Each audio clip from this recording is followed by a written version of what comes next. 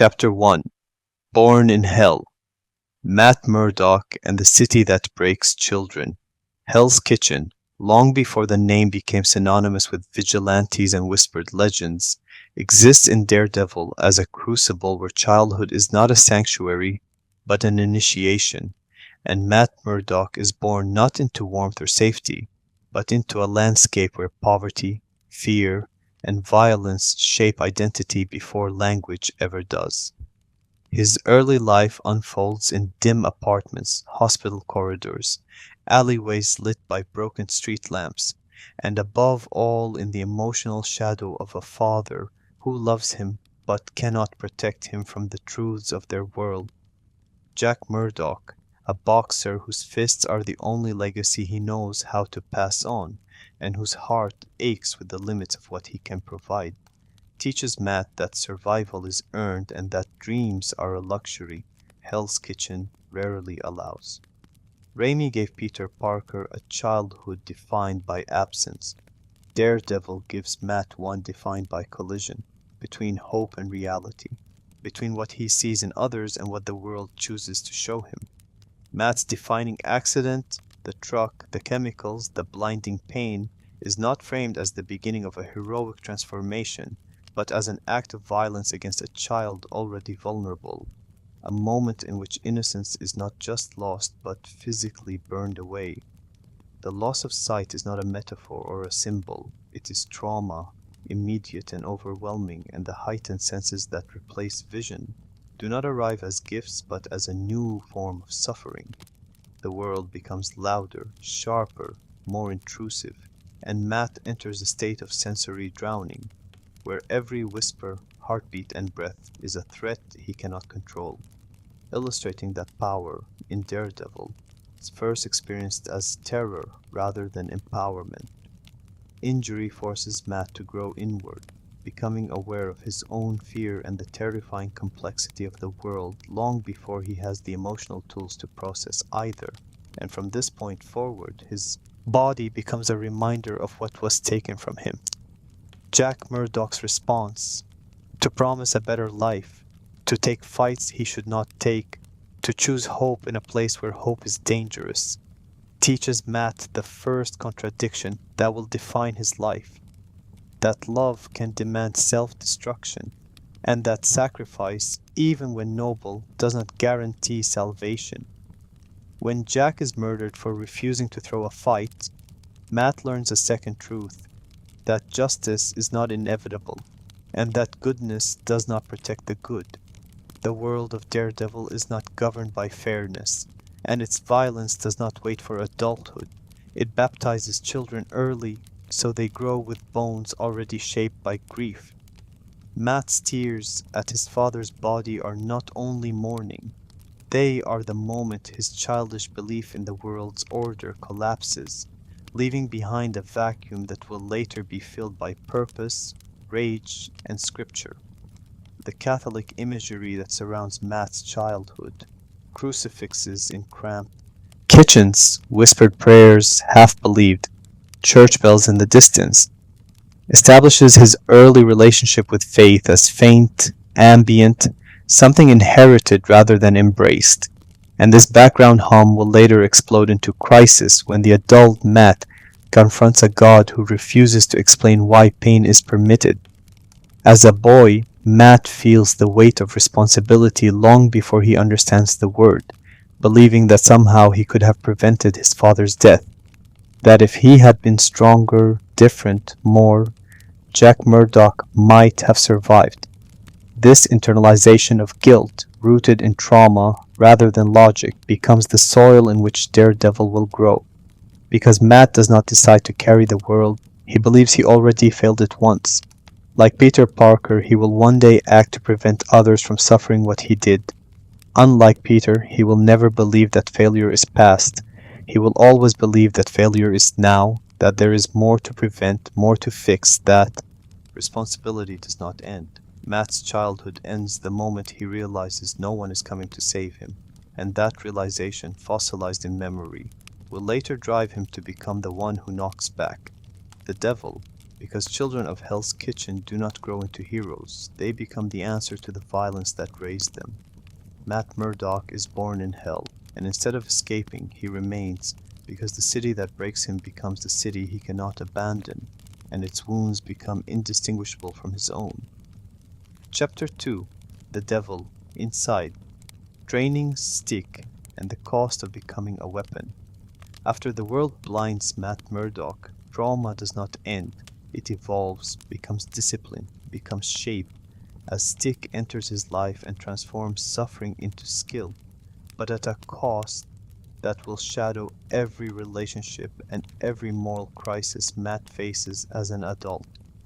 Stick's arrival is not salvation, it is recruitment, the intervention of a man who sees a child not in need of comfort, but in need of purpose, because in Stick's worldview, pain is not meant to be healed, it is meant to be harnessed.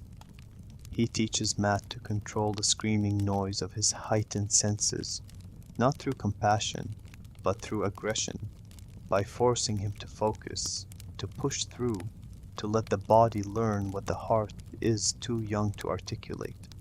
Matt's training under Stick is a series of violations disguised as lessons: deprivation, abandonment, emotional breaking, all designed to teach him that vulnerability is weakness and attachment is danger.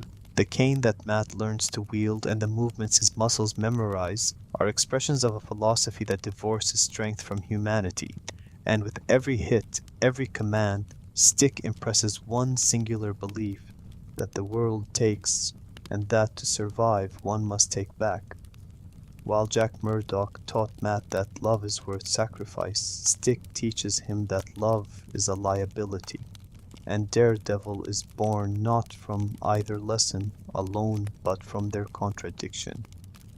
Matt will always fight with his father's heart and Stick's hands, and these forces will never fully reconcile. Training becomes a way for Matt to control his senses, but it also becomes a language through which he learns to control himself, to silence needs, to compress feelings, to pretend that being alone is the same as being strong.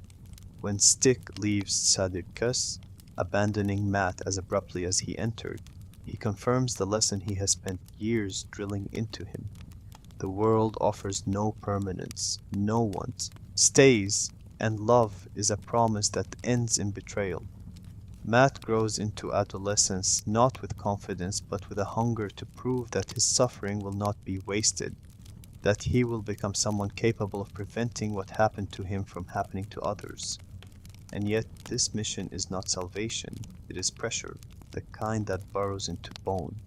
Even before Matt dons the mask, he is already a vigilante internally, judging himself relentlessly, expecting perfection, because failure feels like a second death he cannot endure.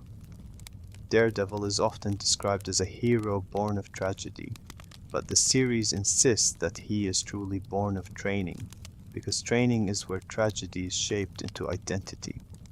The cost is visible even in adulthood.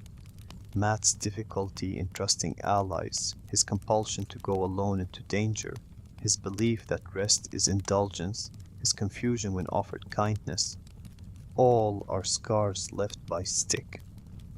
The adult Matt Murdock's relentless self-sacrifice, which appears noble on the surface, is rooted in this conditioning. To stop feels like failing, to accept help feels like weakness, to love feels like opening a wound. Stick's lessons make Matt extraordinary, but they also ensure that he can never fully belong to the world he protects, because he was taught to move through life as a weapon, not a person. When he later stands on rooftops listening to the city breathe, it is Stick's philosophy that echoes in his silence. Strength comes from standing apart. Daredevil's violence, his precision, his refusal to quit even when blood fills his mouth, these are Stick's triumphs, but Matt's burden.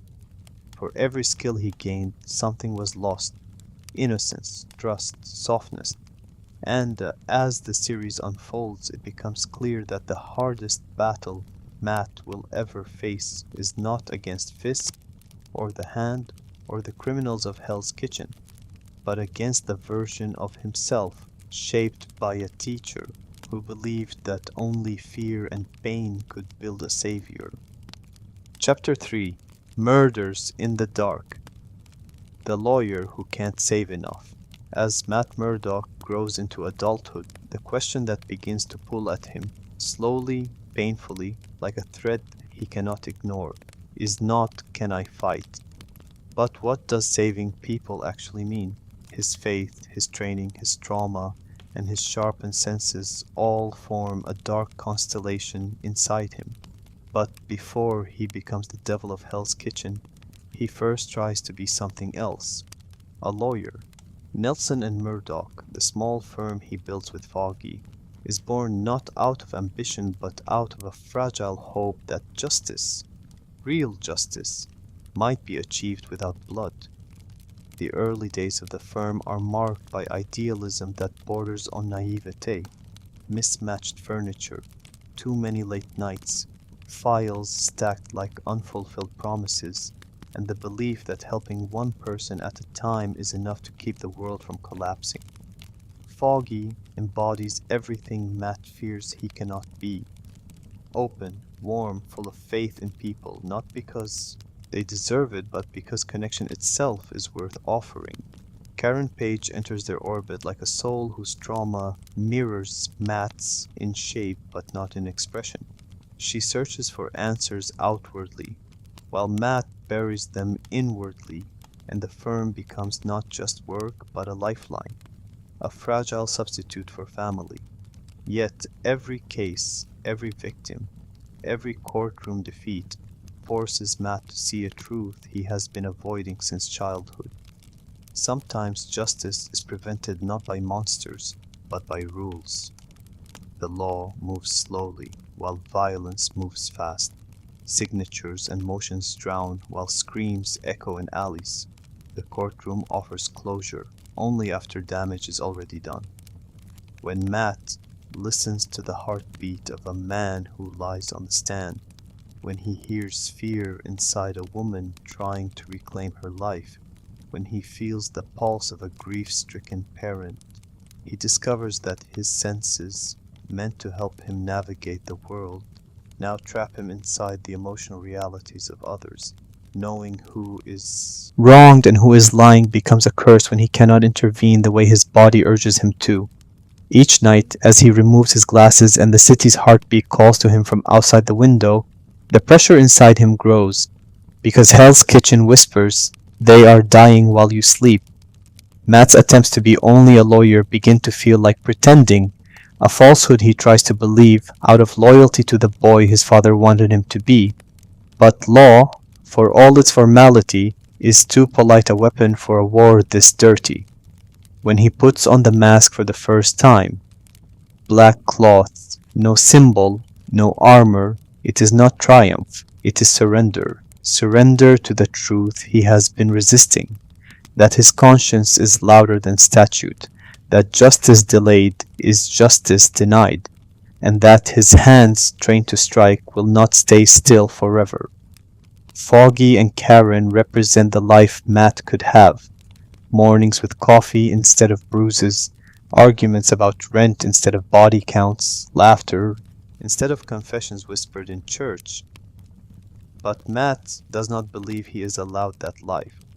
Trauma taught him early that rest equals danger, and Stick taught him that strength means refusing comfort, and grief taught him that love ends. So when Matt walks at night, barefoot across his apartment floor, listening to the city breathe, choosing violence feels less like a decision and more like a gravitational pull.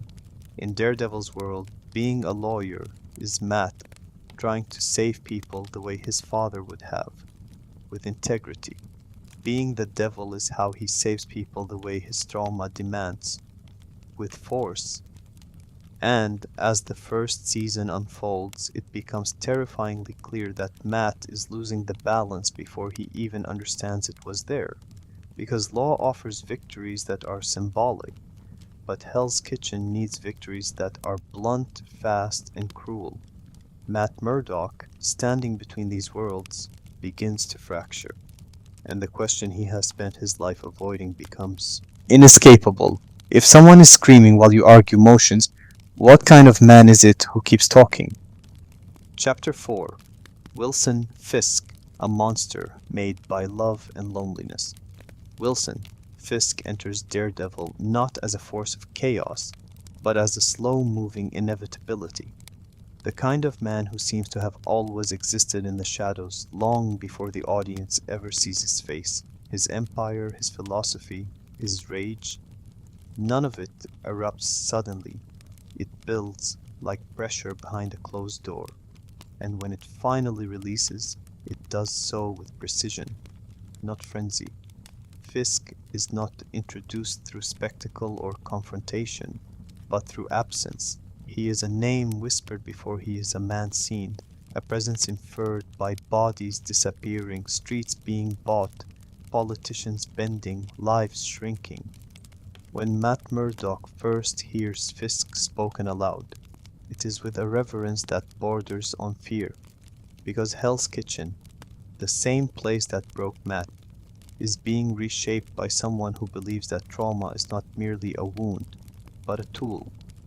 When Fisk appears alone in a gallery, staring at a white painting so violently blank it seems to swallow sound, he is not framed as a king but as a child locked inside a man's body, someone who never left the moment that defined him. The art is not aesthetic, it is memory. It is the wall his father forced his mother against, the blank expression of paralysis, the silence of a boy who could not protect her until he finally did, with a hammer. Fisk learns early, like Matt, that violence is sometimes the only language power understands. But unlike Matt, Wilson never finds someone who teaches him limits. He never has a Foggy to joke with him, a Karen to remind him of compassion, or a priest to whisper that suffering can be redemptive. Even Vanessa, the one who sees him as human before monster, does so after the path is already carved. Love is what fuels Fisk, not merely ego, but it is love expressed as domination, a desire to protect by controlling, to heal by remaking, to prevent pain by deciding who deserves to live and who deserves to disappear.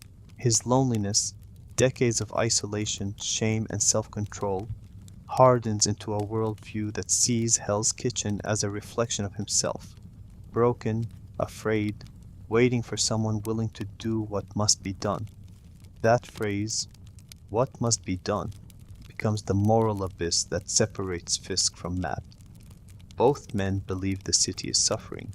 Both believe they are responsible. But Fisk thinks salvation requires removal of rot, while Matt believes saving requires proximity to pain. Fisk wants to build a better city. Matt wants to keep people alive long enough to see one. Their war begins long before their bodies collide. It begins in the ideological tension that defines them. Fisk sees people as pieces on a board. Matt sees every heartbeat. Fisk would burn a neighborhood and call it mercy. Matt would bleed for one stranger and call it duty. The Hand, the Punisher, Elektra.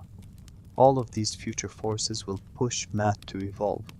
But Fisk is the one who defines who Matt becomes, because a hero is shaped not by allies, but by the enemy who forces him to articulate why he fights.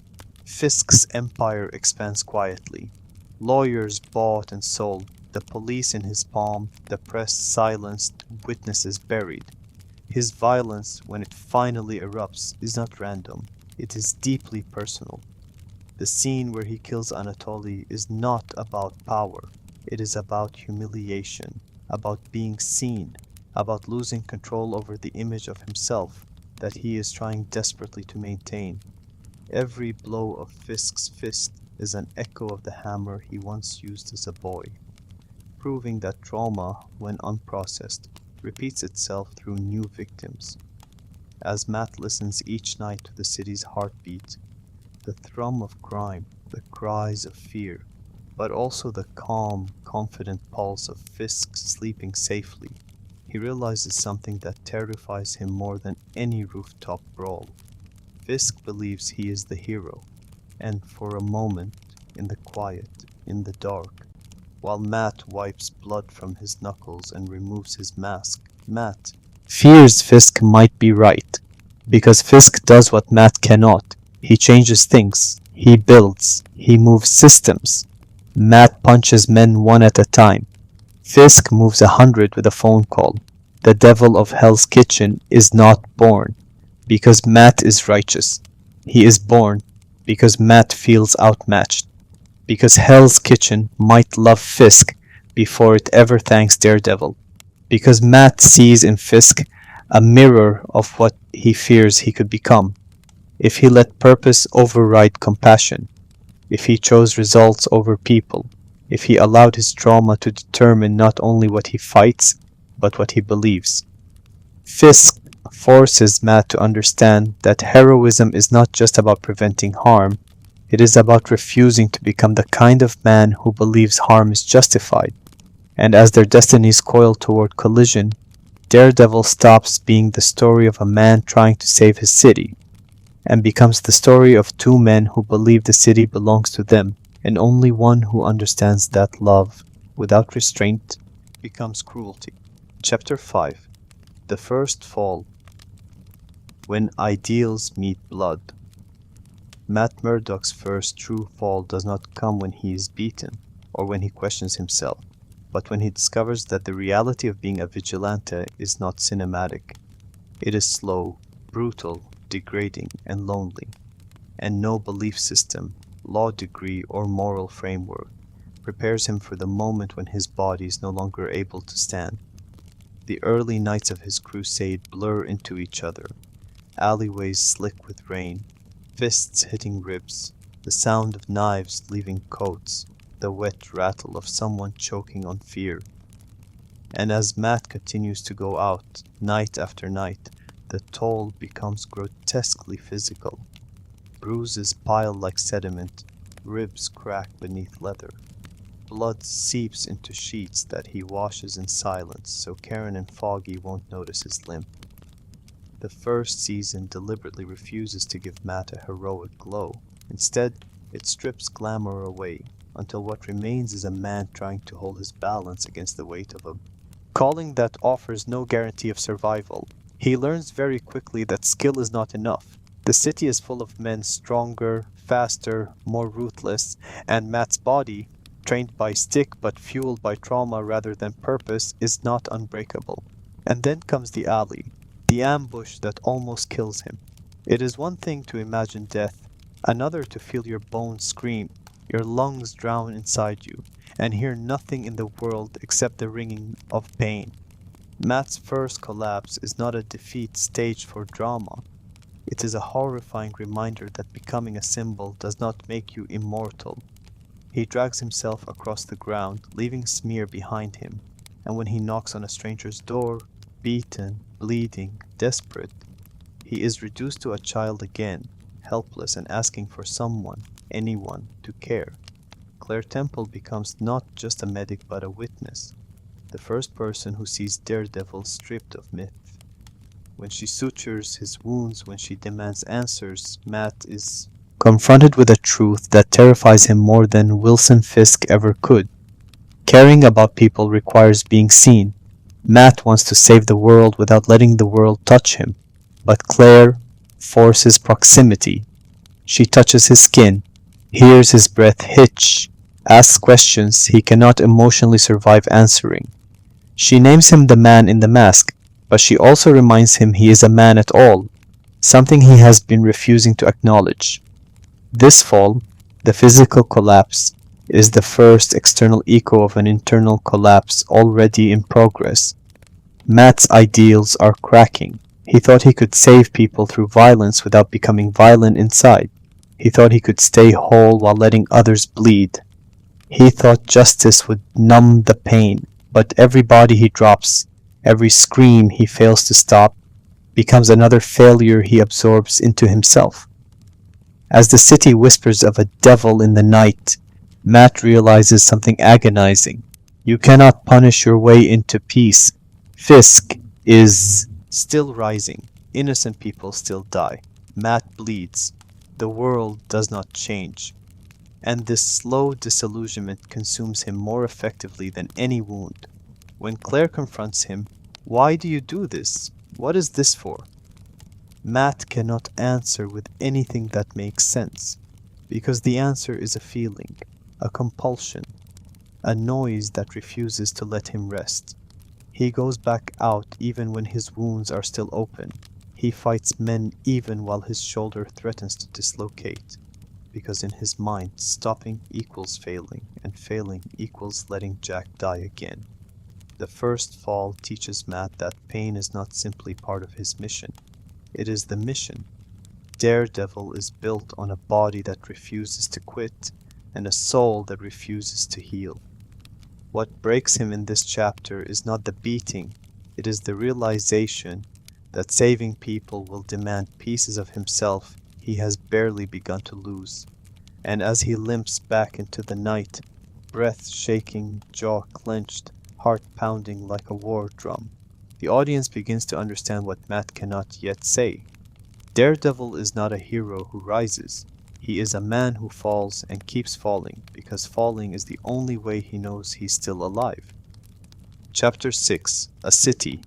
Saved, a Soul Lost. The Cost of Season 1. By the time Matt Murdock finally pulls Wilson Fisk down, Season 1 makes something painfully clear. Hell's Kitchen may be safer, but Matt himself is not, because every step toward that victory has carved away pieces of him that will not grow back. The final image the city receives is simple, a monster in a white suit, shackled and furious, led away under the indifferent sky while the newspapers quietly rewrite him as a criminal instead of a savior, and a new figure in red, a devil-shaped guardian on the rooftops, watching. To the outside world, the story is complete. The kingpin has fallen, the hero has risen. Crime will never vanish, but the worst of it has been cut away. Yet Daredevil, as a series, refuses this easy closure. It insists that while the city may have been saved, Matt's soul has been altered, weighted, and cracked by every compromise, every beating, every lie he had to tell to get here. The red suit itself is the first symbol of this shift. Until this point, Matt has fought in black, wrapped in anonymity, his identity as much in flux as his methods. When he puts on the armored red costume, complete with horns, it is both an evolution and a surrender. He is no longer merely a man in a mask trying to protect a few blocks at night. He is accepting that he has become the devil of Hell's Kitchen, a fixed point in the city's imagination, a myth. The suet is practical, built to withstand bullets and knives, but it is also a confession. Matt does not expect this to end soon. He is preparing consciously for a long war. And that preparation comes at a cost, because the more permanent Daredevil becomes, the less Matt Murdock knows how to exist without him. When he finally confronts Fisk in the alley and the two of them trade blows, it is not just a physical fight. It is the culmination of a season-long argument about what the city needs. A man who uses fear to control it from above, or a man who uses fear to protect it from below. Matt wins that argument in the eyes of the law, but internally he is less certain. Wilson Fisk's arrest is not clean. Blood, broken bones, bruised knuckles, near-death experiences, and repeated acts of torture and brutality litter the path to that victory. Matt has crossed lines, not to the point of killing, but to its edge, staring over the precipice. He has hurt people badly. He has dangled men over ledges, broken limbs, beaten criminals into unconsciousness while their hearts pounded in wild terror under his hands. He has pushed himself past exhaustion, not to save someone directly in front of him, but to ensure that Fisk's ambition is stopped, no matter the ugly cost. In those final fights, Daredevil is not driven only by compassion, he is driven by accumulated rage. Every death Fisk allowed, every life ruined, Every scream Matt heard in the dark and was too late to stop. They all pound inside him when he throws his fists. And yet he does not kill. He refuses to cross that final threshold, not because it would be ineffective, but because it would mean accepting Fisk's underlying philosophy that some lives can be taken for the greater good. Still, the refusal to kill does not erase what Matt has become. Foggy, upon discovering his secret, sees not a hero but a stranger, someone capable of hiding the most important part of himself from the person who trusts him most. Karen, though grateful for Daredevil's presence, is left with unanswered questions, sensing that the man who saves her is also deeply, dangerously broken. Matt's relationship with both of them is fractured. The law firm, once a symbol of optimism, now sits under the shadow of what Matt does at night. Nelson and Murdock survived the season on paper, but emotionally, it has been gutted and rebuilt on a more fragile foundation. Matt has won, but he has done so alone more often than not because no one would stand beside him, but because he has been trained by stick, by trauma, by fear, to believe solitude is safer for everyone. Season 1 ends with Fisk staring at a wall, repeating the image of his childhood, the white emptiness he cannot escape, and Matt overlooking the city, clad in red, listening to the heartbeat of a place that will never stop needing him. Both are imprisoned, one physically, one spiritually.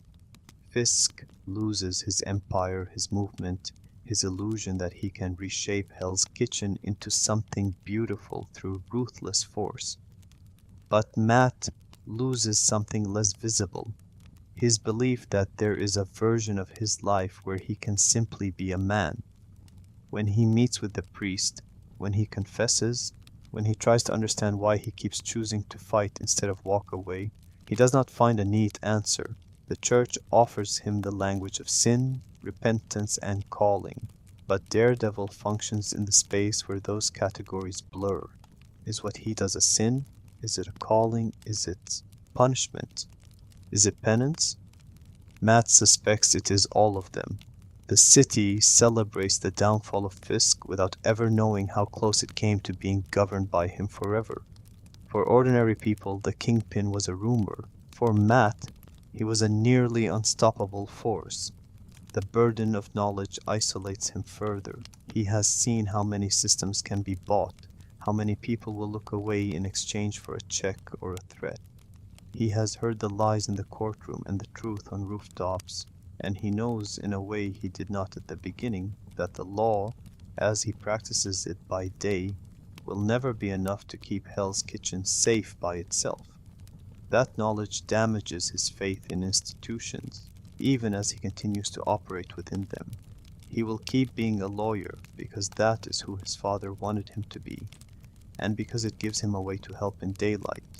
But deep down, he has accepted that the devil will always be the one who gets results when the system fails. In saving his city from Fisk, Matt has also strengthened his own myth, and that creates new dangers.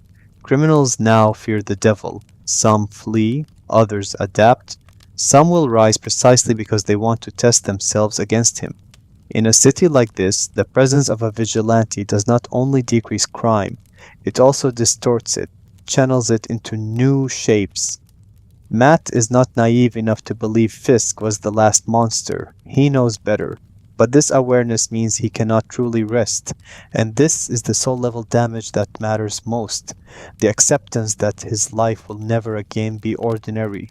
Matt Murdock, the blind lawyer trying to make rent, might still exist on paper, but the man on the rooftop knows that his body and his conscience have been claimed by a war that does not end. The cost of Season 1, then, is not just the bruises or the broken friendships or the lies told in the name of protection. It is the transformation of responsibility into identity. Daredevil is no longer simply what Matty does at night. It is who he is when everything else falls away. The red suit, the name whispered in alleys, the criminals tied to lampposts, those are surface markers. The real change is inside him. The the quiet realization that he will always choose to go back out, even when it hurts, even when it costs him the people he loves, because Hell's Kitchen is loud inside his head, and he cannot turn the sound off. A city has been saved from one king, but the man who saved it has stepped fully into a role that promises him no peace. Season 1 closes on a visual that could be mistaken for hope, a hero, upright, watching over the people. But Daredevil insists that underneath that vigil there is something else, a man whose body is a map of scars and whose faith is full of questions, who has just learned that winning a war in Hell's Kitchen does not liberate you from it. It binds you to it more tightly. The city sleeps. Fisk sits in a cell, staring at white. Matt stands in red, listening. The cost of this victory is clear. Hell's Kitchen is safer in the short term. Matt Murdock, however, is now permanently entangled in the role of its devil, and the soul that once reached instinctively for light has learned, slowly and irrevocably, how to live in the dark. Chapter 7. The Punisher Arrives. Violence without hesitation. Season 2 opens not with a question, but with a statement, a gunshot that echoes across Hell's Kitchen and rewrites the moral map Matt Murdock thought he understood. When Frank Castle arrives, Daredevil is forced to confront a truth he has been avoiding since the night he first pulled on a mask. That for all his sacrifice, for all the blood he has spilled and bones he has broken, he has not changed the city. He has merely postponed its suffering. Frank Castle kills, efficiently, unapologetically, without hesitation or ritual. In the first episode, when Matt finds the aftermath of Castle's work, bodies shattered, criminals executed with clinical precision, he is not merely horrified, he is confronted by an abyss that reflects his own darkest impulses. Castle is what Matt might have become if, during any one of those long nights on rooftops, he had let his hand slip just a little further. Frank is a man stripped down to a single principle: remove the threat permanently. For Matt, who clings desperately to the rule of not killing as his last tether to humanity, Castle is a theological crisis in human form. Their rooftop confrontation, Matt chained, Castle armed, is one of the most important moral dialogues in the entire series. Frank sees Matt not as an enemy but as a hypocrite, a man who brutalizes criminals and then pretends that sparing their lives makes him righteous. To Frank, leaving a man alive means letting him come back, letting him hurt someone else. Maybe a family, maybe a child. Castle does not believe in second chances because the world did not give him one. His wife and children were murdered. No law, no court, no vigilante brought their killers to justice. Grief did not break him, it calcified him, and his rage is not wild, it is discipline. Focused, almost holy, Matt listens, truly listens. And the terrifying part is that Frank's logic is not wrong. Daredevil has spent a season fighting, and Fisk rose, then Fisk fell, and now new monsters come. Bikers, cartels, predators, chaos. Matt is exhausted, and when Frank says, "You're one bad day away from being me," Matt flinches, because somewhere in the marrow of his bones he knows it is true. But the moral divide is deeper than method. It is about identity. Frank Castle is not pretending to be anything other than a weapon. Matt, however, is still clinging to the illusion that he can be both protector and man. Foggy can still call him friend. Karen can still look at him with hope. The priest can still tell him he is redeemable. The difference between them is not how they fight. It is what they think is left worth fighting for. And the city, Hell's Kitchen, breathing at night like a wounded animal, chooses sides unconsciously. Criminals fear the Punisher because he brings finality. They fear Daredevil because he brings pain. Matt has never admitted that what he does terrifies people. Frank forces him to see it. When he drops a thug from a fire escape, tied in rope, ribs cracked, that man's heartbeat spikes in the same rhythm as those Frank shoots. The difference is time. Matt throws himself into stopping Frank not out of anger, but because he recognizes what the world becomes if Castle's logic becomes law. If every traumatized man with the ability to hurt becomes executioner, then Hell's Kitchen becomes a graveyard. Yet, while Matt resists, Karen begins to understand Frank on a level Matt cannot. She sees the man under the carnage, wounded, grieving, human. Their conversations form a counterpoint to Matt and Frank's rooftop argument. For Matt, Frank is a threat to the order he believes in. For Karen, Frank is a symptom of a world that already failed. As Daredevil hunts the Punisher, he is forced into a new kind of exhaustion, not of body, but of belief. Every time he catches Frank, Frank escapes. Every time he argues principle, Frank answers with proof. Of Matt's failure. They fight not in alleys, but in worldviews. Their encounters blur until Matt begins to doubt the one thing that held him together across the brutality of Season 1, the idea that he is making a difference. Meanwhile, Matt's double life begins to rupture. He misses Court, he lies to Foggy, he rushes out on Karen, his friendships, the fragile scaffolding that allowed him to survive Season 1 begin to collapse. Every step he takes toward Castle is a step away from the life that might have saved him. Foggy sees it first. Matt is slipping, becoming more daredevil than man. The law is no longer his first language, violence is. Season 2 forces Matt to see that he is not fighting for Hell's Kitchen anymore. He is fighting in response to it, and that shift is catastrophic. Frank Castle's presence is a moral X-ray. He strips Matt down to the bone and shows him what he is avoiding. That beneath his devotion to justice, beneath his faith, beneath his guilt, Matt Murdock is addicted to the act of saving, because only when someone is in danger does he feel necessary. And necessary feels like the only thing keeping him alive. Frank Castle kills because his family is gone. Matt refused to kill because part of him still desperately hopes someone will choose not to kill him. They are two sides of the same wound, one cauterized, one still bleeding. By the time Frank disappears into smoke and legend, leaving Matt alone with doubts ringing louder than church bells, Daredevil understands that saving a city is not the same as repairing it, and violence without hesitation is the seduction he must resist, not because it is ineffective, but because it is easy. In a world built on grief, the hardest choice is not to end a life. It is to leave it alive and stay to face what comes next. Chapter 8. Elektra. The Wound That Walks, Elektra. Nachios enters Matt Murdock's life not as a memory, not as a coincidence, but as a scar made flesh, a living embodiment of the part of Matt that never healed. When she returns, she does not knock. She appears, as trauma often does, without invitation, pulling him back into a version of himself he pretended no longer existed. Elektra is not a love interest in the traditional sense.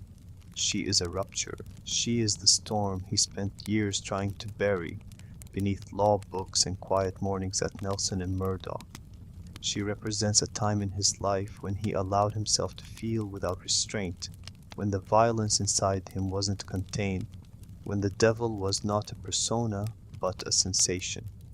When Matt sees her again, the controlled, disciplined, morally anchored man he has spent Season 1 and the early parts of Season 2 constructing begins to fracture. Their past is not romantic nostalgia, it is blood. Elektra met Matt when he was still learning who he might become, and she offered him a language he had never heard before, one where violence is not survival, it is exhilaration. In flashbacks, we see Matt as a young man, smiling while fighting, releasing a part of himself that Stick taught him to control but never taught him to understand. With Elektra, he experienced a kind of intimacy that terrified him, the intimacy of being seen not as someone who could be good, but someone who could be great at being dangerous. She never asked him to be gentle, she never asked him to soften. She wanted the full force of him, the side of him that could hear fear, smell adrenaline, strike before thought. She did not love the man he could be. She loved the weapon he already was. Her return is a theological crisis for Matt. With Foggy and Karen, he is ashamed of Daredevil. With Elektra, he is ashamed of Matt. She pulls him into a world where his body is not something to hide or restrain. It is a tool. She drags him into fights he should not be part of, and the frightening thing is he wants to go. Elektra makes Matt feel alive in a way that terrifies him, because it reveals that Daredevil is not only obligation, it is desire. And desire, for Matt, it feels like sin. Elektra's arrival overlaps with the rise of the Hand, the kind of enemy that breaks the moral rules Matt has clung to. Ninjas who do not fear death, who return from it, who move like whispers. An enemy that cannot be reasoned with. Against them, Matt discovers that his code, no killing, no escalation, suddenly feels fragile. Elektra fights without hesitation. She kills when needed. She forces Matt to face the question Frank Castle asked bluntly. Do you really believe mercy saves lives? Or does it just delay death until someone else's family pays the price? The truth Matt fears, the truth Elektra magnifies, is that part of him believes Frank is right, and part of him believes only Elektra understands him. Karen sees Daredevil as tragedy. Foggy sees Daredevil as mistake. The Church sees Daredevil as sin. Elektra sees Daredevil as destiny, the same destiny Stick believed he was born for. She calls it who you are. And Matt knows she might be right. Her tragic arc, being a living weapon trained by the Chaste, discovering she is the Black Sky, the mythic entity meant to lead the Hand, is a mirror to Matt's own existential torment. She is what he fears, a life shaped entirely by someone else's purpose, a weapon whose humanity was never protected. Elektra becomes the question he cannot outrun. If trauma shaped you and training weaponized you, do you ever get to choose who you are? Or are you simply performing the script written by pain? Elektra dies once, and Matt breaks. She dies in his arms, and suddenly Daredevil's war, which he once considered unbearable, becomes irrelevant compared to the emptiness of losing her. That moment reveals the deepest truth of his life. Matt Murdock does not fear death. He fears abandonment, and Elektra's death is the abandonment his heart never recovers from. But the horror is not that she dies. It is that she returns, no longer simply Elektra, but resurrected. Body intact, soul hollow, identity rewritten by the Hand. When she comes back, Matt is forced to confront the nightmare he buried. Sometimes love is not redemption, sometimes it is the chain that drags you back into hell. In every scene between them, Daredevil is not the devil of Hell's Kitchen. He is Matt Murdock, the boy who lost a father, the child stick-shaped, the man who longs to be held but believes he does not deserve it. Elektra's presence exposes him. She destabilizes him. She forces him to see that he is not guiding his mission. His mission is consuming him, and the cost of letting Elektra back into his life is not simply danger. It is the erosion of the fragile humanity he built with Foggy and Karen. When we understand Elektra correctly, we do not see her as a romantic subplot or a femme fatale. We see her as the wound Matt never let scar, walking back into his life wearing the face he could never forget. She is both the love he will never outrun and the doom he cannot refuse.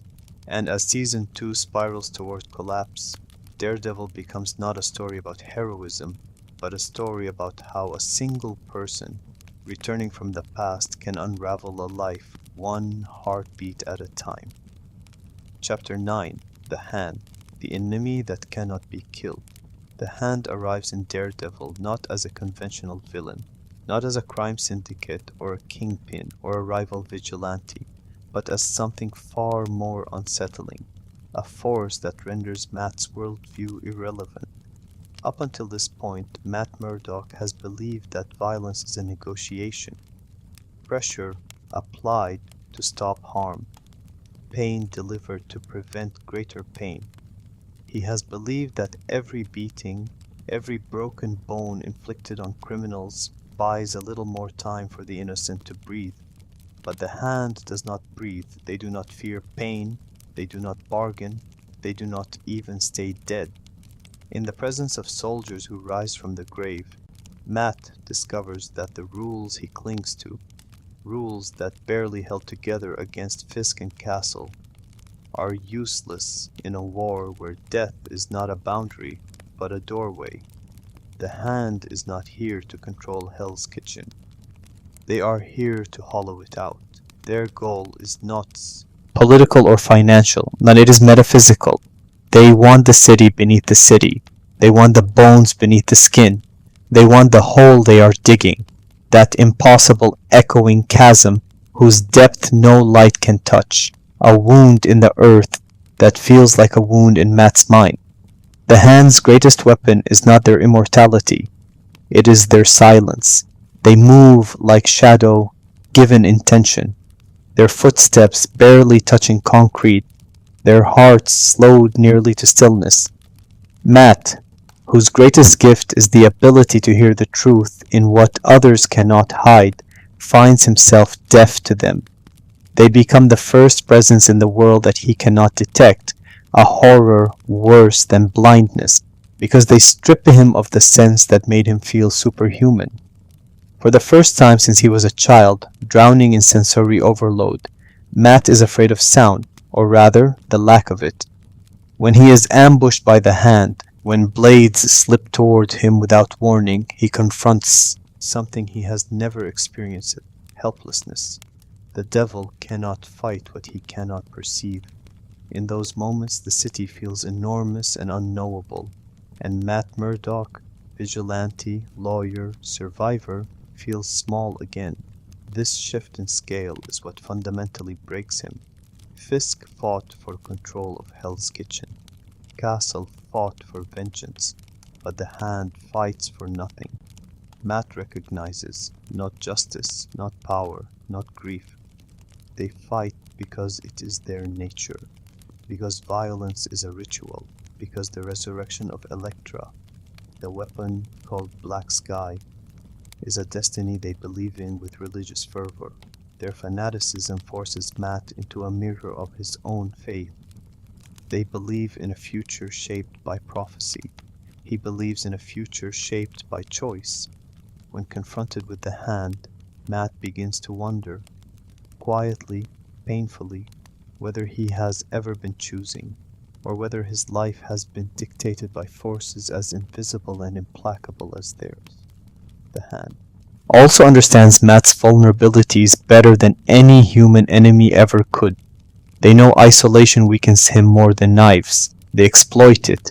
They pull him away from Foggy and Karen, force him into secrecy, tempt him into a life where Daredevil is his only language. They do what Stick once warned. They push him toward becoming a soldier instead of a man. When Elektra returns, her body stolen, her soul overwritten, Matt realizes the hand is not merely trying to kill him. They are trying to unmake him. They want him to question whether anyone he loves can be saved, or whether love itself is a weakness that can be weaponized. Every time he tries to pull Elektra back towards humanity, she slips again toward the black sky, reminding him of Stick's cold truth. Love is the thing that makes you lose. The hand also reveals the hidden cost of Matt's crusade, time. Every hour he spends fighting an enemy that cannot die is an hour he is not in the courtroom, not beside Karen, not supporting Foggy, not sleeping, not healing. His body deteriorates, skin thinning, bruises refusing to fade, his heart pounding with a rhythm that feels like warning. His friendships deteriorate more quickly. Foggy, weary, and betrayed by absence and half-truths, finally says aloud what the audience has seen for episodes. Matt is disappearing into Daredevil.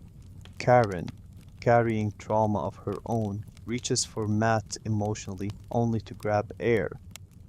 Because Matt is already gone, somewhere atop a roof, listening to screams that may or may not be real. The hand succeeds in its first objective long before its blades reach him. It isolates him, and Matt has never been more vulnerable than when he is alone. The tunnels beneath Hell's Kitchen, the cavern that should not exist, carved by hands that should not move, represent Matt's psyche more than they represent any physical threat. They are darkness with depth. They are emptiness that echoes. They are grief given. Architecture. When Matt stands at the edge and listens, the silence is louder than any scream he has ever heard. In that moment, Daredevil becomes something new, not a man fighting crime, but a man glimpsing how small he is in a world where death is temporary and destiny is enforced by invisible knives. This is where Matt begins to break, not in battle, but in meaning. Every worldview he built to contain his trauma begins to crack. Faith, law, violence, none of them make sense in the face of an enemy who asks for nothing and cannot be reasoned with. In many stories, supernatural enemies expand the world. In Daredevil, they shrink Matt's. They make him realize that his war is not metaphor and not manageable. It is endless. The hand forces him to accept a truth he has always repressed. He cannot win. He can only fight. And fighting is the only thing he has ever truly learned how to do. Matt Murdock walks away from this chapter not triumphant, but hollowed. He has seen an enemy outside human comprehension, and worse, he has seen how well he fits into the darkness they inhabit. Chapter 10. Priest, Blood, and Confession. Matt's Crisis of Faith. In Daredevil, faith is not ornamental. It is bone-deep architecture, a tension that shapes every breath Matt Murdock takes, and nowhere does that tension tear more violently than in his conversations with Father Lantom. The priest becomes the one place where Matt attempts, however clumsily, to speak the truths he cannot say as a lawyer or as a vigilante.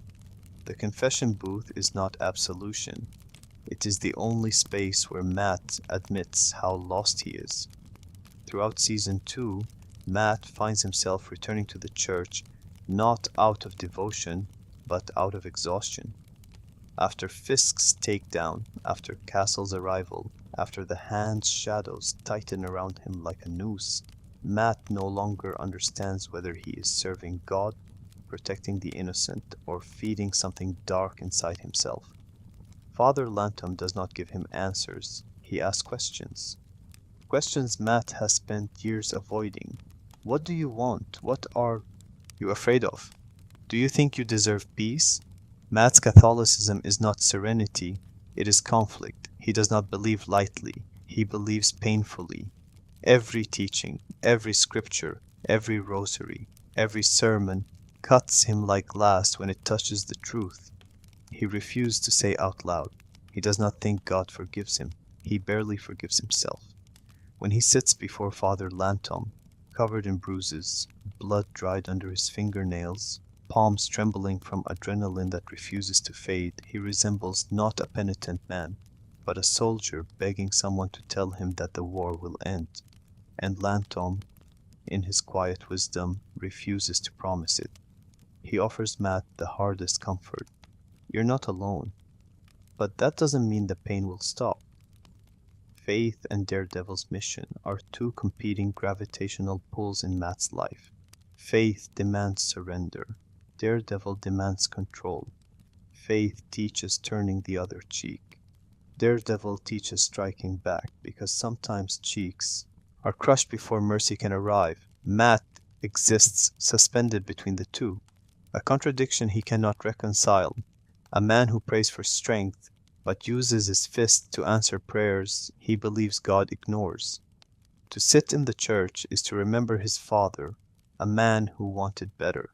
To step into the night is to remember Stick, a man who taught him that better is earned by blood. The church scenes slow the series down intentionally. In a show fueled by kinetic movement, punches, flips, screams, gunshots, Daredevil becomes most violent when Matt is still. because stillness forces him to hear his thoughts. It is in the church that he finally names the brutal, unspoken truth. He likes fighting. It is also there that he fears this truth will damn him. Every act of violence, even when done for others, leaves residue on his soul, something he cannot wash clean. He speaks about sin as though it is a weight he wears under his skin, and he confesses not to be forgiven, but to know whether he is still human. Father Lantom's presence highlights what Matt lacks, a teacher who cares for his soul rather than his utility. Stick taught him how to survive. Lantom teaches him how to question survival, and in that difference lies the fracture tearing Matt apart in this chapter. Lantom tries to guide Matt toward acceptance, toward understanding that he cannot save everyone, that humans are finite, that martyrdom is not requested of him by God. But Matt cannot accept that. The idea of walking away feels like letting Hell's Kitchen die, and letting his city die feels like letting his father die, again and again and again. Meanwhile, the emotional cost of Matt's crusade sharpens. His relationships crumble. Foggy walks away, hurt and done waiting. Karen feels shut out, confused, watching him bleed more than he speaks. The law firm that once held him tethered to daylight begins to fade. Matt is losing everything that anchors him to humanity, and church becomes both sanctuary and battleground. When he whispers to Lantom that maybe God made him this way for a reason, it is not faith speaking, it is desperation. He wants his violence to mean something. He wants his pain to be purposeful. He wants permission. The most devastating part of this chapter, however, is that the church offers him comfort he refuses to truly receive. He kneels, but he will not rest. He speaks, but he will not listen. He begs for direction, but he will not change course. Matt Murdock wants God to validate Daredevil, and because God is silent, Matt interprets that silence as abandonment. The real crisis of faith is not his fear that God does not exist. It is his fear that God exists and is allowing him to suffer because he is not worth saving. By the end of this chapter, Matt leaves the church as he always does, shoulders tense, jaw clenched, breath tight, walking back into the night despite knowing that the devil is the only version of himself he currently trusts. The stained glass remains, the air remains still, and Matt disappears into the darkness again, because the only place where the noise inside him quiets is not in prayer, but in battle.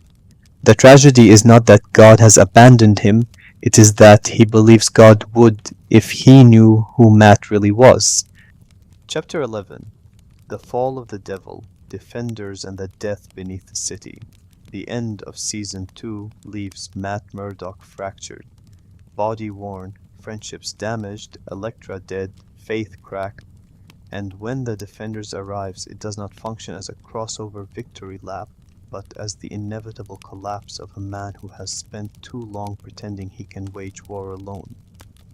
The hand resurfaces, bigger, older, stranger than even Stick worn, and for the first time Matt is surrounded by others who are like him. Jessica Jones, Luke Cage, Danny Rand. Yet even among people who understand burden, Matt is the only one who cannot allow himself to be part of a team. The Defenders is not Matt learning to work with others. It is Matt learning how impossible it is for him to share the weight he believes was assigned to him, and him alone. At first he resists everything: cooperation, vulnerability, trust. The others joke, argue, breathe. Matt listens, calculating escape routes, thinking of rooftops. They fight because they must. Matt fights because he does not know how to stop. Hell's Kitchen is not merely territory. It is his confession booth, his battlefield, his punishment cell. When the group learns the Hand's true plan, to dig into the bones of New York to extract the substance that grants resurrection, to weaponize death itself, Matt feels a familiar dread. This is an enemy who cannot be defeated in the way he understands victory. He knows already, deep inside, that someone will have to be buried for the city to keep breathing. And then Elektra returns, resurrected, hollowed, transformed into the black sky. Matt sees her first with disbelief, then with longing, then with terror, because her existence confirms the darkest fear he carried from season 2, that death does not even grant escape. Their bond has always been destructive, built on blood, forged by trauma, but resurrection strips Elektra of the humanity Matt clung to. She is now what stick, and the hand always desired a weapon, and Matt is the only one who believes she can still be loved back into being a person. The Defenders, for Matt, becomes a love story written as a tragedy. He does not care about the stakes, not at first. He cares about her. Every rooftop conversation, every whispered argument, every failed attempt to remind her of who she was. These moments are Matt trying to resurrect what the hand killed long before her body died, Elektra's agency. But Elektra's pull is the same as in season 2. She does not just tempt Matt emotionally, she tempts him philosophically. She offers the one thing he fears he will never gain through heroic suffering, an end. She tells him he could leave the world that hurts him, leave the guilt that eats him, leave the church that cannot answer him, and the law that cannot save him, and be with her instead. When the mission reaches the hole beneath New York, the cavern so deep the air becomes heavy, so dark sound barely returns. Matt knows before anyone else what the outcome must be. While Jessica, Luke, and Danny plan escape, Matt plans sacrifice. He believes that what he has been, the devil, must die so the world can survive. He believes there must be a cost, that without cost nothing can be saved. And because he cannot save his father, because he could not save Elektra once, because love has always equaled loss in his life, he chooses to pay. When the building collapses, Matt makes no attempt to run. He stays. He stays because he cannot imagine a world where he gets to walk away while others die. He stays because he believes the city needs a death, and better his than anyone else's. He stays because he is tired, and death promises silence. When Elektra begs him to leave, when she says, "Let it end," Matt whispers the most honest sentence of his life. "You are not alone." It is what he needed his whole life and never believed. It is what he chooses to give her at the end. And then they disappear into rubble. New York moves on. The city breathes. Karen and Foggy grieve, broken, betrayed, abandoned by a man who never learned how to stay. The world believes Daredevil is dead. And in the ashes beneath Manhattan, something is buried. Not a body, but a myth. For a moment, a terrible, beautiful moment, Matt Murdock's suffering ends. But Daredevil's story is a Catholic story, and Catholic stories do not end with death. They end with resurrection, unwanted, unasked for, and cruel.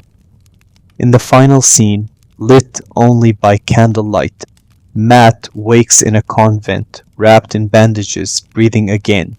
He has been given back the life he tried to give away. And the tragedy is immediate. The moment he lives, his burden returns. Dying was closure. Coming back is punishment. The devil fell, and the world refused to let him stay fallen. Chapter 12. Resurrection Without Purpose. The Man Who No Longer Believes. Matt Murdock wakes in darkness, wrapped in bandages, held not by arms that love him but by duty, by nuns whose faces he does not yet recognize. Resurrection is not relief, it is a violation. His first breath back is not gratitude, it is confusion, rage, despair, because death was the only choice he ever made for himself, and even that was taken from him. Season 3 opens not with Daredevil, but with something far quieter and far more terrifying, the absence of meaning. Matt lies in a convent bed, unable to hear the city, unable to stand without shaking, unable to decide whether he is allowed to keep living. His powers flicker, sometimes sharp, sometimes silent. His body is a map of pain, his senses no longer extensions of identity, but instruments of torment. And the world that once needed him, or convinced him it needed him, continues without him. For the first time since he was a boy, Matt Murdock is forced to simply exist, without mission, without mask, without a reason to get up. His faith, already weakened before the defenders, collapses. He tells the priest he wishes he had died. He says God made him a weapon and then mocked him by refusing to let him break. He declares, with a hollow voice, that Matt Murdock is gone, and only the devil remains. But it is a lie, because right now neither exists. Resurrection has fractured him. He cannot yet be Daredevil, and he does not know how to be Matt. He is a soul without a container. Sister Maggie, sharp, unsentimental, unwilling to let him drown in self-pity, becomes the necessary friction that forces Matt's heart to beat again. She never tries to soothe him. Instead, she challenges him. She tells him he is not special, that suffering is not a crown, that pain does not grant purpose unless he chooses to make it so. Sister Maggie is the first person in Matt's life who teaches him something his priest never did, something Stick refused to believe, and Elektra could never say, "You do not earn rest, you give it to yourself." And Matt rejects that idea with every breath, because if he rests, if he lets go, who is he? Who will save the world? Foggy and Karen continue their lives in grief. They speak of Matt with love and anger and exhaustion. They mourn him not as a legend, but as a man who made promises he never kept. Watching this, hearing it, destabilizes Matt in ways fists never could, because he sees what he never allowed himself to see clearly, that people loved him and he abandoned them anyway. His guilt, already a constant companion, evolves into something sharper, shame. As his body recovers slowly, painfully, Matt trains alone in the basement of the church, fighting the air, fighting his limitations, fighting the silence where sound once guided him. These scenes are not about physical recovery. They are about humiliation. For a man who once fought armies in alleys, now losing balance is a spiritual defeat. Matt Murdock has always defined himself by what he could endure, and now endurance itself is uncertain. Each fall on the mat is a reminder. He is alive, but he is not whole, and he begins to believe that maybe he was never whole to begin with, just held together by mission and myth. He finally chooses, bitterly, resentfully, to return as the devil, but not as the red-suited icon Hell's Kitchen once whispered about. He returns stripped, raw, dressed again in black. The man he was before he tried to be a symbol. This choice reveals something crucial. Resurrection did not give him new purpose. It took old meaning away. He is not fighting now because he feels called or needed. He is fighting because it is the only thing he still knows how to do. Violence becomes anesthesia. Matt enters Season 3 not as a savior, but as a ghost who cannot accept he is still tethered to the living. He watches Foggy from the shadows. He listens to Karen cry, too afraid to reveal himself. Every moment he stays hidden proves what he fears most. Perhaps Matt Murdock is the real mask, and Daredevil is all that remains. Resurrection has done what trauma alone could not. It made him doubt that he has any place in a world where people can go on without him. Season 3 is where Daredevil finally asks its central question aloud. If your life's purpose is pain, who are you when the pain stops? Matt doesn't yet know the answer, and until he does, he will stay in the dark. Fists raised, heart closed, alive against his own will. Chapter 13, Fisk. Reborn. Fear wearing a white suit. Wilson. Fisk does not return as a man rebuilt. He returns as a man perfected. Season 3 reveals something Matt never understood in their first war. Fisk wasn't defeated, only delayed. Power, for him, is not an empire you build outside. It is a myth you construct in the minds of others. When he is freed from prison through a deal so precise, so legally engineered, so manipulatively elegant that even Karen, Foggy, and the FBI can barely comprehend it, Fisk exposes the fragility of the system Matt once believed in. He does not escape through violence. He escapes through paperwork, through loopholes, through a narrative. It is a humiliation that cuts Matt deeper than any blade. Fisk wins by being smarter, calmer, more patient. The city that Matt nearly killed himself to protect is handed back to the man who poisoned it, because the world listens to power long before it listens to a conscience.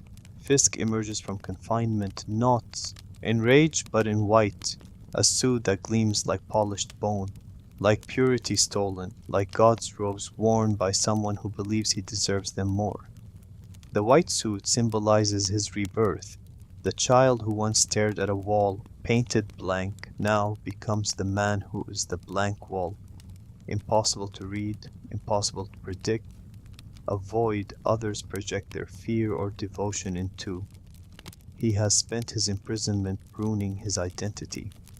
If Season 1 Fisk was a man wrestling a monster inside himself, Season 3 Fisk is a man who has made peace with the monster and feeds it deliberately. Every gesture, every word, every silence is strategy. His voice, always soft, now becomes the most terrifying sound in a room because it never rises. He does not need to shout. The world bends toward him by instinct. Matt watches this resurrection of power from the shadows, and something inside him fractures again, because he understands that Fisk is not merely an enemy. Fisk is a gravity, a force that changes the space around him. He corrupts the FBI, not by coercion, but by offering them something Matt never could: certainty, order, a way to survive in a world full of chaos. People do not follow Fisk because they are evil. They follow him because they are afraid. And Fisk understands fear better than anyone alive.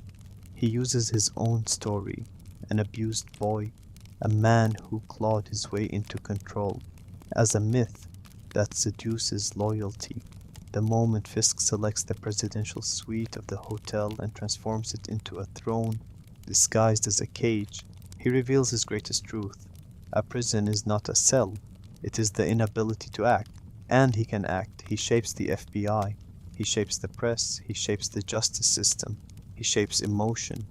Matt, in contrast, cannot shape anything. He is back in black, hiding in tunnels, punching low-level thugs whose names he will never remember, while Fisk signs documents that bring cities to their knees. Season 3 slowly teaches Matt something devastating. Fisk is the only enemy he cannot outrun, because they are bound by narrative.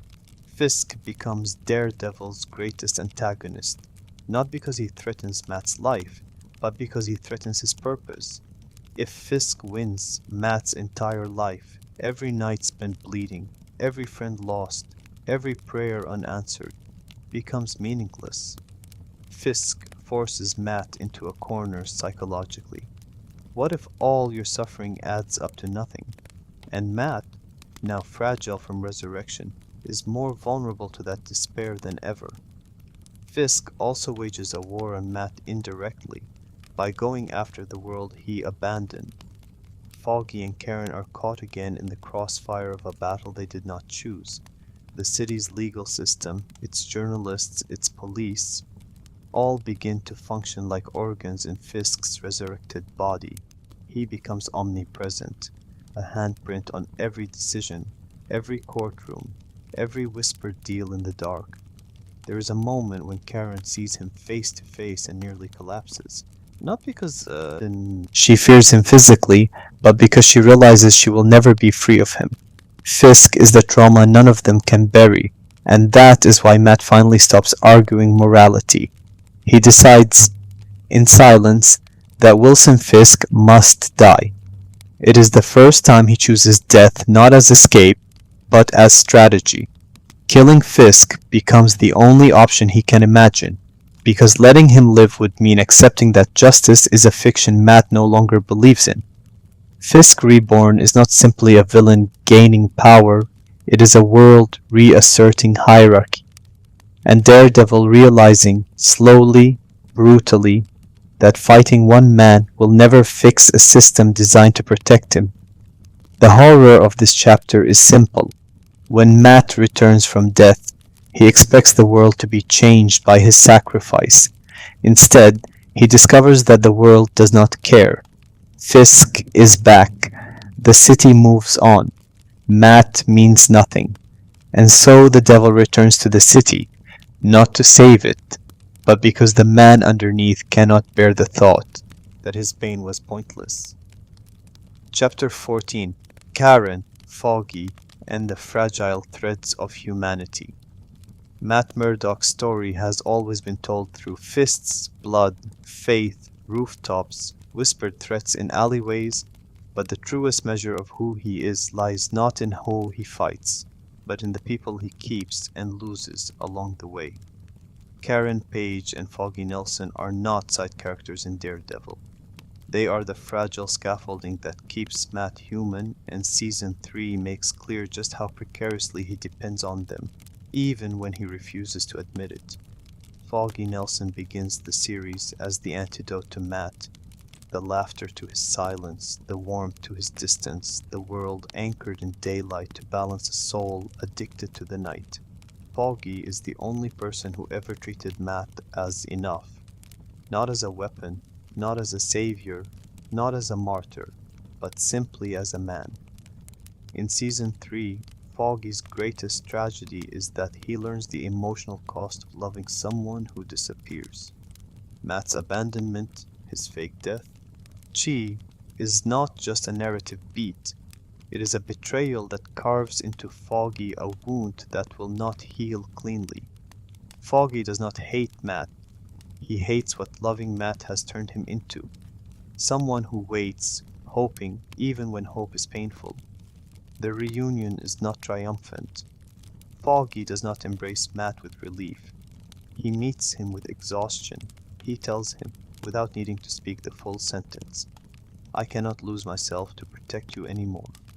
Foggy represents the life Matt could have had, built on connection, humor, chosen family. And every time Matt walks away from him, the audience watches a version of Matt Murdock die that never got the chance to live. Karen Page is different. She does not balance Matt, she mirrors him. Karen, like Matt, is built from trauma she buries but never processes. Their souls speak a similar language, guilt as compass, grief as anchor, service as penance.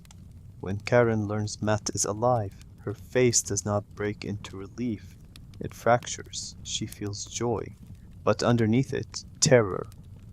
Because loving Matt means watching someone throw themselves toward death again and again and being powerless to stop it. Their bond is intimate, but never safe. Matt cannot tell Karen the full truth of what he is because he is afraid she will finally see what he sees, that the devil is not a mask, it is the core. Karen cannot tell Matt her darkest memories because she fears he will stop seeing her as worth saving. They orbit each other like two wounded stars, close enough to burn, never close enough to heal. Season 3 forces Matt, Karen, and Foggy back together, not because Matt chooses them, but because Fisk threatens them. Trauma reunites them more effectively than love ever could. Nelson and Murdock does not return in spirit, only in function. The trio works again as a unit, not because they believe in each other, but because they must. Their rebuilding is quiet, awkward, incomplete. Matt never apologizes properly. Foggy never fully forgives Karen. Never fully relaxes, but they keep showing up. And that, in Daredevil, is the closest thing any character gets to love. Karen's spotlight episode, in which we see the horror of her past, The killing, the trauma, the guilt is a revelation for Matt as well as the audience, because it reveals a truth he has always refused to accept. Karen is not someone he needs to protect. She is someone who protects herself, someone who carries her own darkness. She is not a light, she is another survivor, navigating her pain with different tools. When Matt finally stops treating Karen as a fragile soul and starts seeing her as someone who, like him, is made of scar tissue, their relationship shifts, not into romance but into kinship. They become equals not in happiness but in damage. Foggy, meanwhile, chooses something Matt never could: boundaries. He builds a life outside of pain. He chooses love that does not demand sacrifice. He works within the system Matt abandoned, believing that law, though slow and flawed, matters. Foggy becomes the man Matt's father dreamed Matt would be, a good man who protects others without losing himself. And that becomes the quiet tragedy of the trio. Foggy's path is the what if, the alternate universe where Matt could breathe. Their dynamic is not a triangle, it is a fragile trinity. Each one holds a piece of what Matt needs to survive. Foggy, grounding; Karen, understanding; Matt, action. When they are fractured, Matt collapses. When they stand together, Daredevil does not become stronger, Matt becomes human again.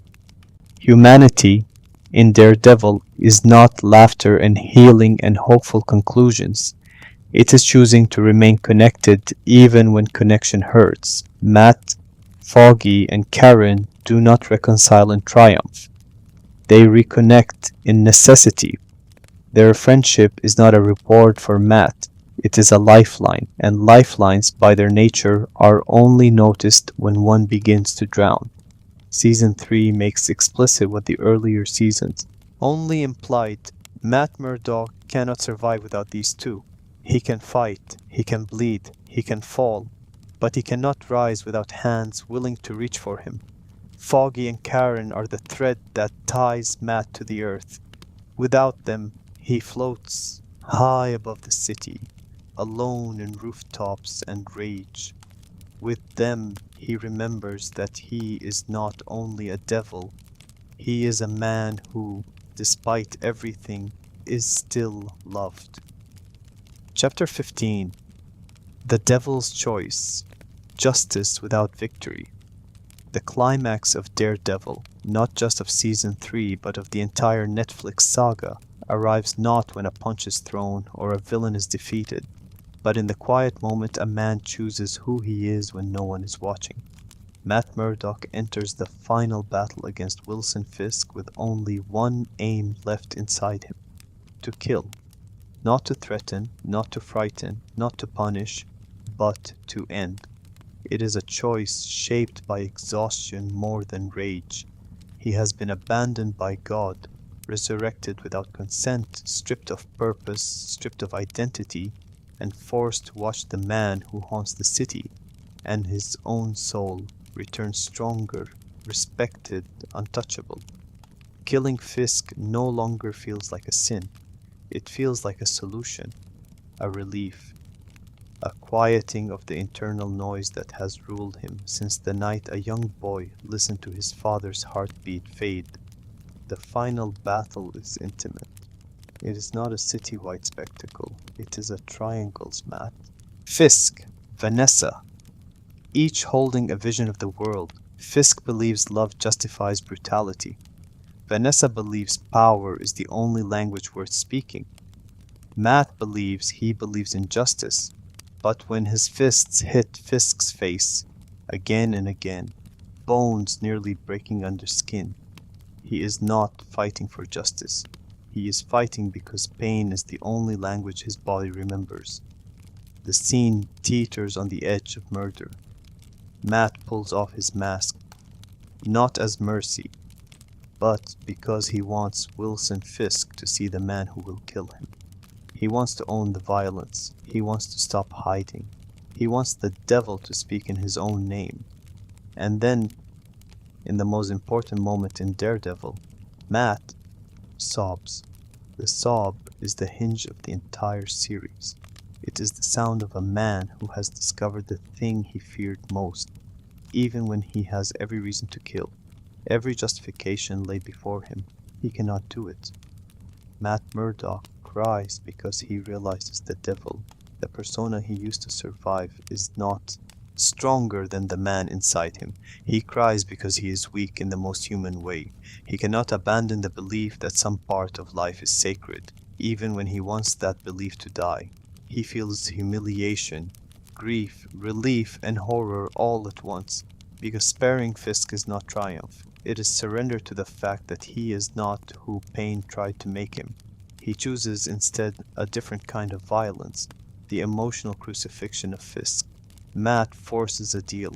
Wilson lives, Vanessa is spared, but if he ever rises again, Matt will end him.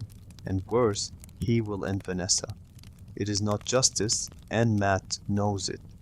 It is strategy.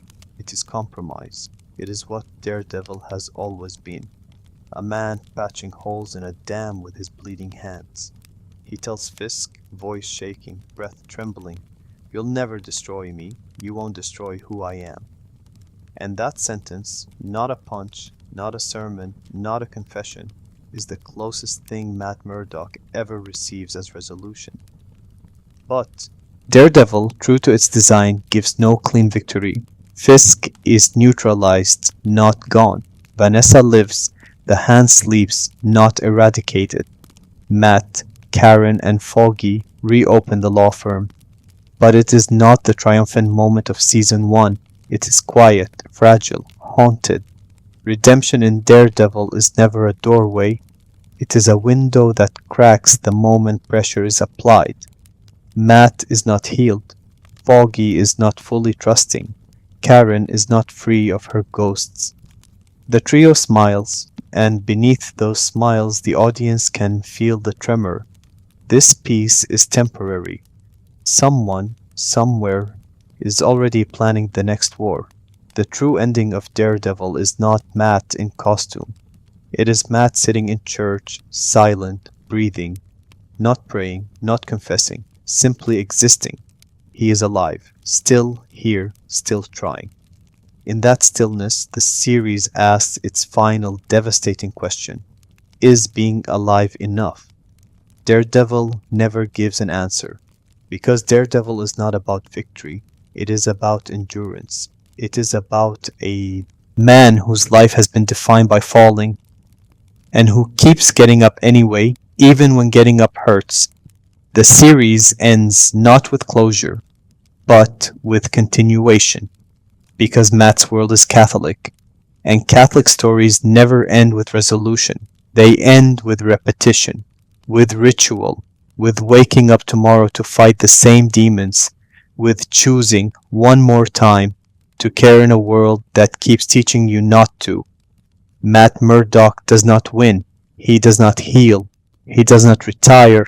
He simply remains bruised, breathing, burdened, and still, somehow, refusing to let the darkness have the final word. And that is the greatest miracle Daredevil ever allows.